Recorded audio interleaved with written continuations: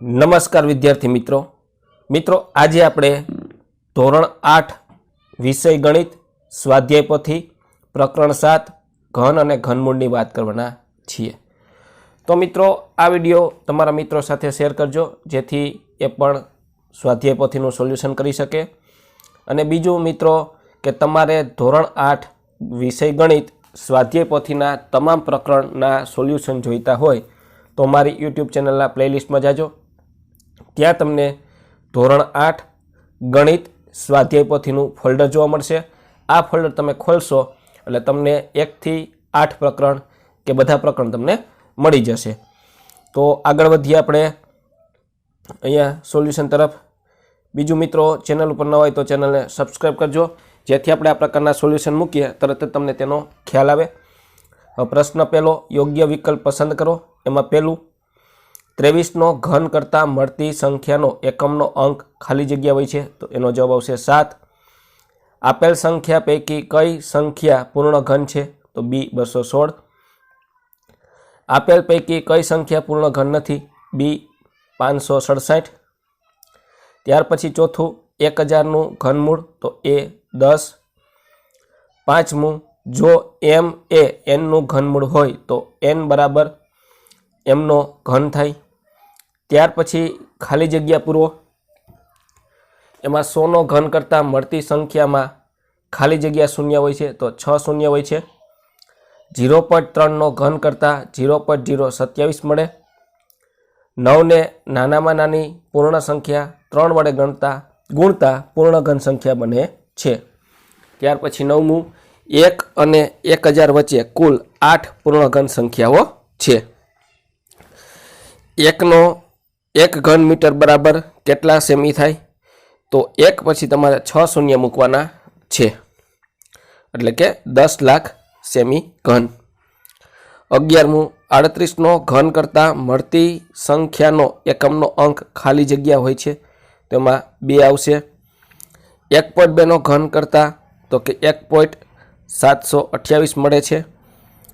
ત્યાર પછી આગળ વધીએ। 13મું અયુગ્મ સંખ્યાનો ઘન કરતાં મળતી સંખ્યા તો કે અયુગ્મ હોય છે।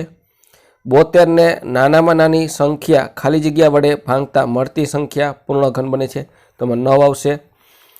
એકમનો અંક 7 હોય તેવી સંખ્યાનો ઘન કરતાં મળતી સંખ્યાનો એકમનો તો કે 3 હોય છે। ત્યાર પછી નીચેના વિધાનો ખરા છે કે ખોટા તે જણાવો।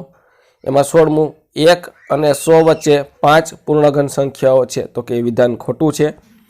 17મું અયુગ્મ સંખ્યાનો ઘન અયુગ્મ સંખ્યા હોય છે તો એ સાચું વિધાન છે। ત્યાર પછી 8 નું ઘનમૂળ +2 અને -2 હોય છે તો એ ખોટું વિધાન છે।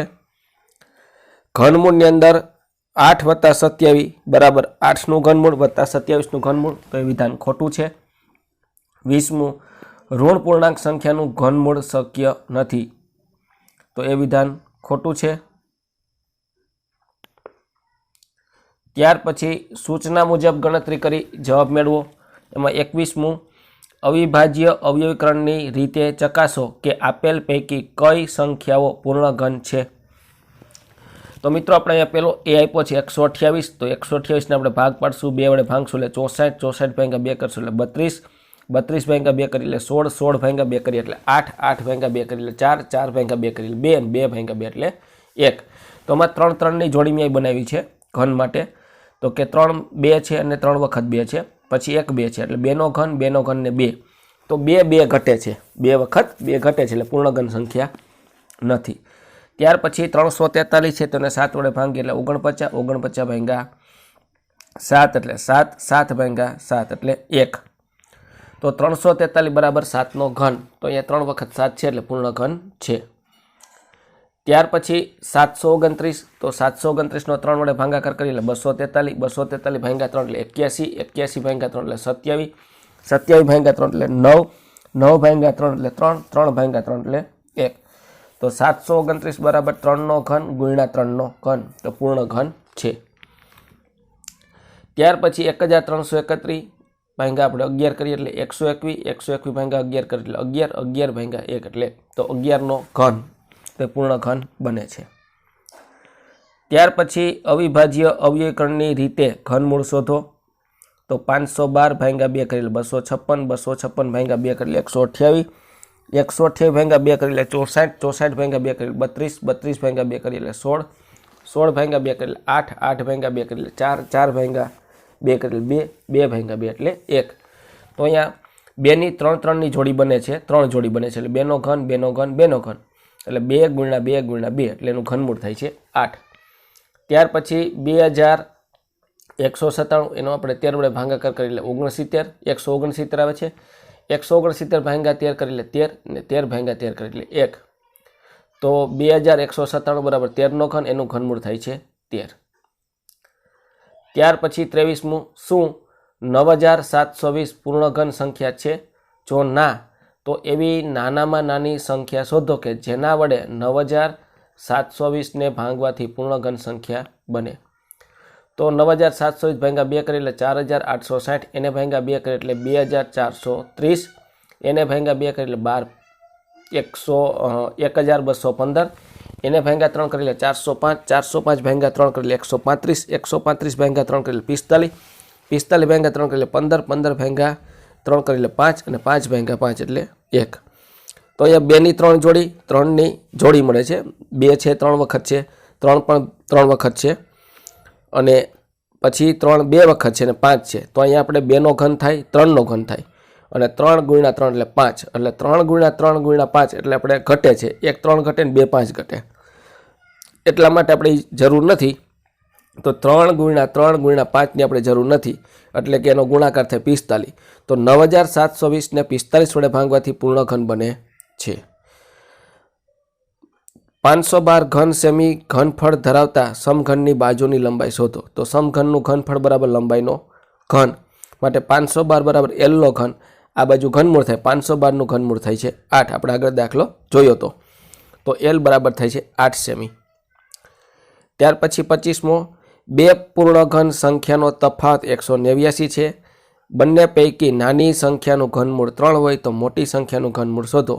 તો નાની સંખ્યાનું ઘનમૂળ 3 છે, તેથી તે સંખ્યા થાય 3 ગુણ્યા 3 ગુણ્યા 3 બરાબર 27. પૂર્ણઘન સંખ્યાનો સરવાળો તો કે 189 વત્તા 87 એટલે 216 અને 216નું ઘનમૂળ થાય છે 6 એટલે મોટી સંખ્યાનું ઘનમૂળ થશે 6.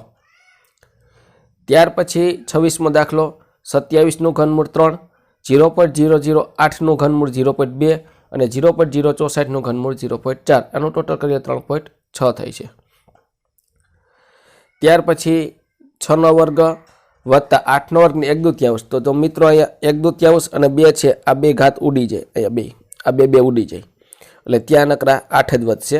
6નો વર્ગ વત્તા 8 આખા કૌંસનો ઘન કરીએ આપણે. 6નો વર્ગ 36 વત્તા 8 નો ઘન, 36 વત્તા 8 એટલે 44નો ઘન ને 44નો ઘન થાય છે 85184. ત્યાર પછી આગળ વધીએ તો 28 છે, એની આપણે કિંમત મેળવવાની છે. તો એનો જવાબ આવશે D -2/3. 512 એ કઈ સંખ્યાના વર્ગમૂળનો ઘન છે? તો 64. ત્યાર પછી 30મો, સાદરૂપ આપી કિંમત શોધો. 216નું ઘનમૂળ થાય છે 6 અને 8નું ઘનમૂળ થાય છે 2 ગુણ્યા 64નું ઘનમૂળ થાય છે 4 એટલે 6 ભાગ્યા 2 એટલે 3 અને 3 ગુણ્યા 4 એટલે 12. ત્યાર પછી એક સમઘનનું ઘનફળ 2197 સેમી ઘન છે, તો તેના ઘનના દરેક ફલકની બાજુનું ક્ષેત્રફળ શોધો. તો એનો જવાબ આવશે 169 સેમી સ્ક્વેર. ત્યાર પછી 75નું ઘનમૂળ કેટલું થાય? તો કે 95.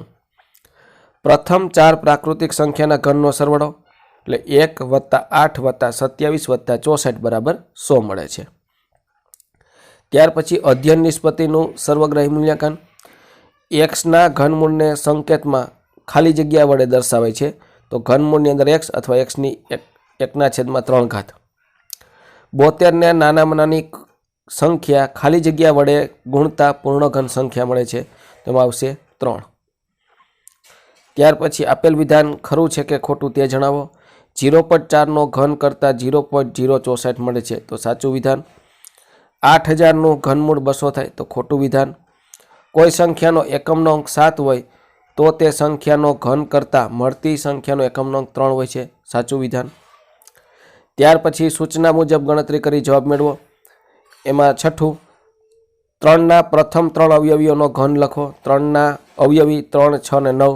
3નો ઘન 27, 6નો ઘન 216 અને 9નો ઘન 729. ત્યાર પછી 3600ને નાનામાં નાની કઈ સંખ્યા વડે ગુણતા પૂર્ણ ઘન સંખ્યા મળે છે? તો 3600 ગુણ્યા 60 એટલે 2,16,000. તો 2,16,000 એટલે નું ઘનમૂળ કાઢો એટલે 60. માટે નાનામાં નાની સંખ્યા 60 વડે ગુણતા પૂર્ણ ઘન મળે છે. ત્યાર પછી 15 મીટર લંબાઈ ધરાવતા સમઘનનું ઘનફળ શોધો. તો સમઘનનું ઘનફળનું સૂત્ર છે L નો ઘન એટલે 15નો ઘન એટલે 15 ગુણ્યા 15 ગુણ્યા 15 એટલે 3,375 ઘન મીટર. ત્યાર પછી 9મું, સાદરૂપ આપો. 5નો વર્ગ વત્તા 12ની 2 ઘાત ગુણ્યા 1/2 ઘાત એટલે ત્યાં 2 2 ઉડશે એટલે 5નો વર્ગ વત્તા 12 આખાઈનો ઘન. 5નો વર્ગ 25 વત્તા 12 નો ઘન.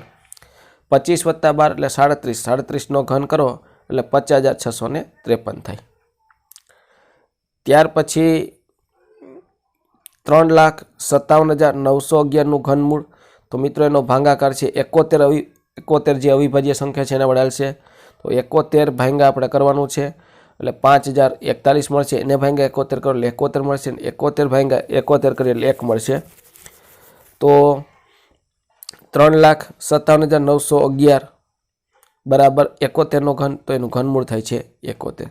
તો મિત્રો આ તો આપણું ચેપ્ટર ઘન અને ઘનમૂળનું સોલ્યુશન સ્વાધ્યાય પોથીનું. મિત્રો ચેનલ ઉપર ન હોય તો ચેનલને સબસ્ક્રાઈબ કરજો, જેથી આપણે આ પ્રકારના સોલ્યુશન મૂકીએ તરત જ તમને તેનો ખ્યાલ આવે. અને બીજું કે આ વિડીયો તમારા મિત્રો સાથે શેર કરજો, જેથી એ પણ સ્વાધ્યાય પોથીનું સોલ્યુશન કરી શકે.